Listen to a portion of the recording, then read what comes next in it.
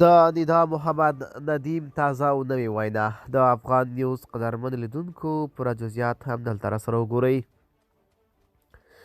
په افغانستان کې د طالبانو حکومت د لوړو زده کړو وزیر ندا محمد ندیم چې کونړ ولایت ته یې سفر کړی ویلي د طالبانو رهبر تر بل هر چا او هر ارګان لوړو زده کړو ته ډیره بودیجه په واک کې ورکړي او پام یې پرې شته.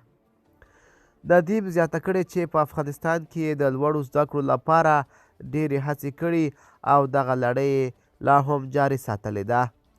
نوموړي یو ځل بیا خبرداری ورکړی دی چې هیڅ بهرني هیواد ته به اجازه ورنه کړي تر څو د دوی د حکومت په کورنیو چارو کې لاسوهنه وکړي.